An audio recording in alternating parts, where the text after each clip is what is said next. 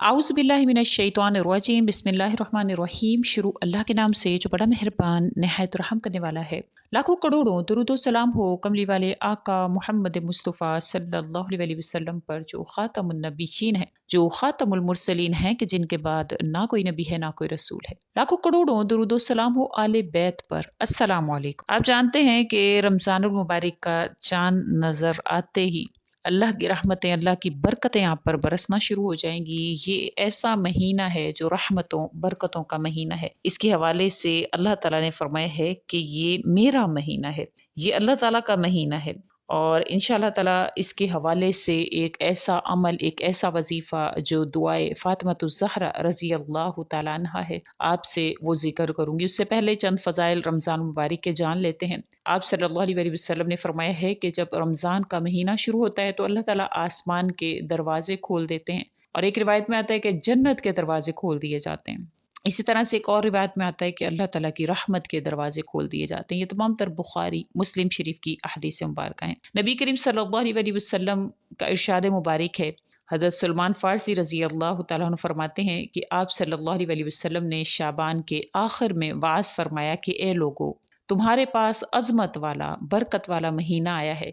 वो महीना जिसमें एक रात है ऐसी जो 1000 महीनों से बेहतर है। इसके रोज़े अल्लाह ताला ने फ़र्ज़ किए हैं और इसकी रात में क़याम करना नफ़िल करार दिया गया है। और इसमें नेकी का कोई काम यानी नफ़िल इबादत जो कोई करेगा तो इसे ऐसा अता किया जाएगा जैसे एक फ़र्ज़ उसने अदा कर दिया है। इसी तरह से अगर फ़र्ज़ अदा करेगा तो इसे इस दिन फ़र्ज़ अदा करने पर 70 फ़र्ज़ अदा करने का सवाब मिला जाएगा। ये सब्र का महीना है, सब्र का सवाब जन्नत है। ये गमख़्वारी का महीना है और इस महीना में मोमिन का रिज़्क बढ़ा दिया जाता है। जो इसमें इंशाअल्लाह ताला अमल किया जाएगा, अल्लाह करीम उसको बढ़ाकर आपको उसका सवाब इनायत फ़रमाएँगे। हर इंसान के इख़लास की बक़दर उसको अजर दिया जाता है। आप जितने यकीन से, जितने एतक़ाद से अल्लाह ताला से माँगते हैं, तो आपको उसी तरीके से अता किया जाता है। आपको पता है कि आपका मसला क्या है? हमारा मसला ये है कि हम सिर्फ़ ज़बान से कहते हैं कि हमें अल्लाह पर भरोसा है, हमें अल्लाह पर यकीन है। ये सिर्फ़ और सिर्फ़ हम ज़बान से अदा करते हैं, दिल से हम नहीं कहते हैं। आपको पता है कि आप जब भी कोई ऐसा अमल कर रहे होते हैं, आप ज़बान से कहते हैं कि बेशक मुझे अल्लाह पर यकीन है, लेकिन आपके दिल में ये डर होता है कि कहीं ऐसा ना हो कि मेरी ये दुआ कबूल होगी कि नहीं होगी। ऐसा तो नहीं हुआ कि अल्लाह ने सुना ही ना हो।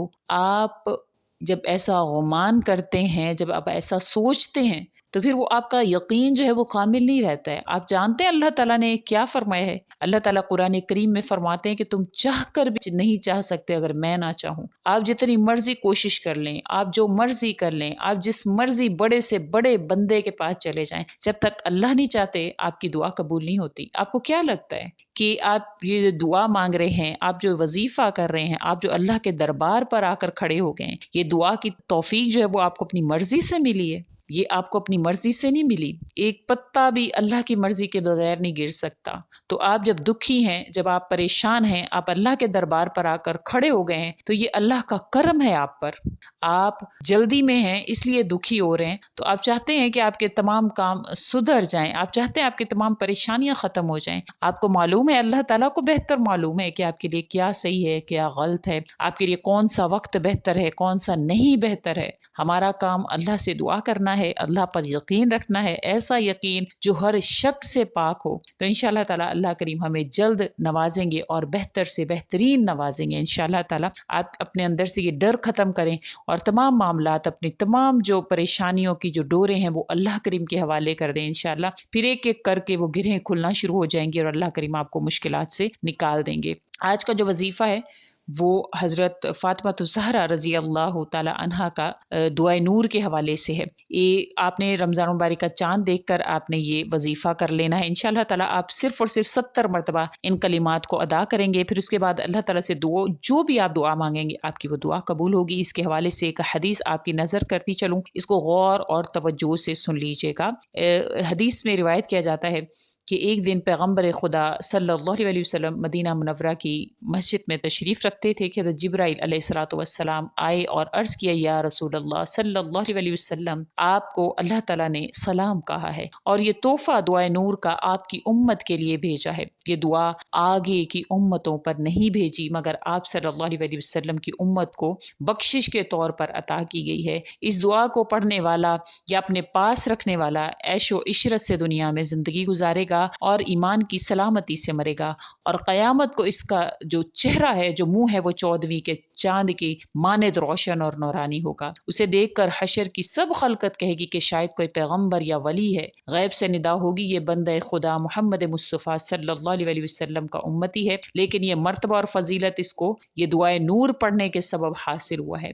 یہ اہل اسلام ام الخیر الانام کو لازم ہے کہ یہ دعا ہر محلے میں پہنچا دیں، بخل نہ کریں اور چھپا کر نہ رکھیں۔ اگر کوئی بخیلی کرے گا تو بروز قیامت شفاعت سے محروم رہے گا۔ اس دعا کے پڑھنے والوں پر اگر قرض ہے تو اللہ کے حکم سے وہ قرض نہ رہے گا، بیمار ہے تو انشاءاللہ بیماری ختم ہوگی، ہمیشہ صحت اور سلامت سے رہے گا، اور اس کا رکھنے والا بلاؤں سے، غموں سے، ظالموں کے ظلم سے آزاد رہے گا۔ اگر جنگ پر جائے گا تو فتح اور نصرت ہوگی، اور تیر اور شمشیر اور بندوق بھی اس پر اثر نہیں کرے گی۔ کوئی مشکل میں اسے پڑھے گا تو انشاءاللہ تعالی مشکل آسان ہوگی، سفر کو جائے گا تو صحیح سلامت واپس آئے گا، بادشاہوں کے نزدیک سرخرو رہے گا، اور اس دعا کو پاس رکھنے والا، پڑھنے والا، اس پر اللہ کی نظر رحمت ہوگی۔ یہ دعا میں آپ کو اسکرین پر دکھا دیتی ہوں، آپ نے اس کا اسکرین شاٹ لے لینا ہے۔ جیسے ہی رمضان المبارک کا چاند نظر آئے آپ 2 نفل ادا کر کے آپ اس کے بعد یہ 70 مرتبہ یہ دعا پڑھ لیں، اللہم یا نور تنورت بالنوری سے برحمتک یا ارحم الراحمین تک ہے۔ اس کے حوالے سے ایک اور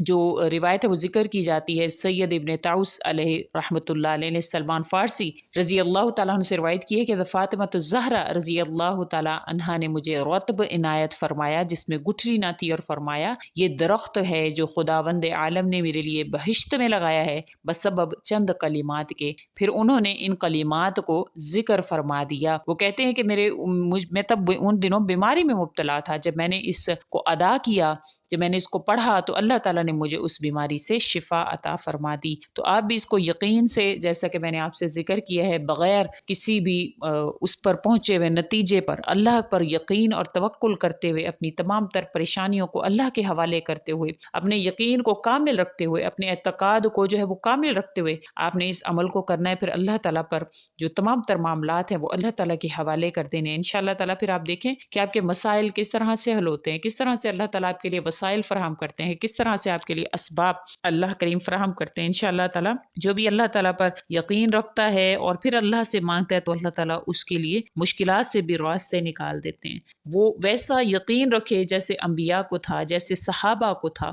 آپ ایسا یقین اگر اپنے دل میں لے آئیں تو پھر آپ کی کوئی بھی پریشانی انشاءاللہ ٹک نہیں پائے گی، اور اللہ کریم آپ کو آسانیوں کی طرف جو ہے وہ لے کر جائیں گے۔ آپ نے اس کو غور اور توجہ سے انشاءاللہ اس عمل کو کرنا ہے اور اللہ کریم سے مدد طلب کرنی ہے۔ اللہ کریم آپ کے حامی و ناصر ہوں۔ امید کرتی ہوں آپ کو میری یہ ویڈیو اچھی لگی ہوگی۔ اگر اچھی لگی ہے تو لائک کریں، شیئر کریں اور میرے چینل کو سبسکرائب بھی ضرور کر دیں۔ اسی کے ساتھ اجازت چاہوں گی، وآخر الدعوانا ان الحمد للہ رب العالمین۔ اللہ حافظ۔